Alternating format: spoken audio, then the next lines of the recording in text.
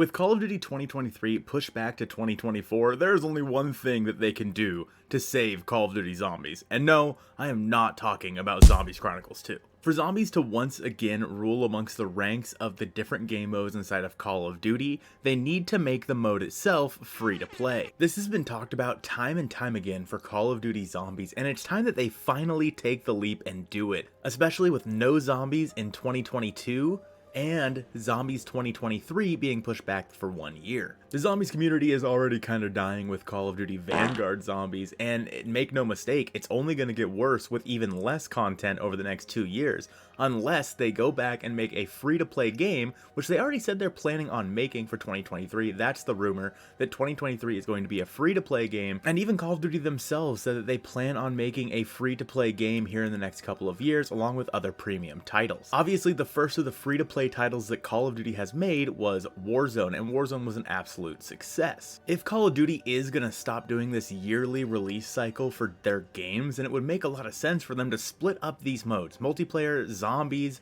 Warzone, and Campaign, into a bunch of different segments and possibly even their own games, and making them all free to play with updates constantly and paid for cosmetics in an item shop, very similar to how Fortnite does it, as well as, well, basically Warzone. Obviously, the players win because they don't have to pay for a game, especially if it's awful. Think about Vanguard.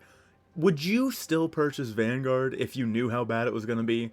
Probably not. And honestly, if you look at it in terms of zombies, Vanguard Zombies definitely was not worth $70. So if you were to be able to play this game for free, would it give you a better taste in your mouth if the game is not that good? I would think so. And that's how it also helps the developers, because obviously the developers are doing their best, but let's say something doesn't work. They have no risk if it doesn't work because, hell, the game was free. You can't demand a refund if the game was free. You can't say, what did I pay $70 for if the game is free? And honestly, even up to that point, they could make paid for DLC, make the game itself free, but make paid DLC for the game, which could maybe release some extra maps, maybe some extra bonuses for the maps, so on and so forth. Don't lock the whole game behind a paywall because that defeats the purpose, but again, cosmetic items or like funny little things inside of the map are totally fine to make you have to pay for. Obviously, Zombies Chronicles 2 is something that everybody really wants, but Call of Duty seems like they've gone the right direction with making all Zombies DLC and its DLC in general free from here on out. Back in the Black Ops 3 days, you would have to pay $15 just to be able to play the next Call of Duty Zombies map.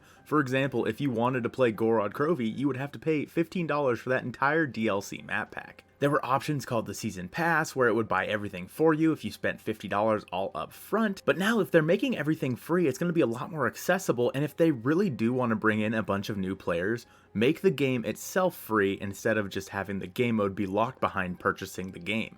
I think one of the things that made Warzone or Fortnite or Valorant or Apex or any of these other games all so popular, other than the fact they were battle royales were big for a while, was that they were free to play and the accessibility for them was open for anybody. Obviously, you could take it further with battle passes, with cosmetics, so on and so forth, and then you're spending money on the game, and before you know it, instead of just spending $60 for the base game, you find yourself spending even more money.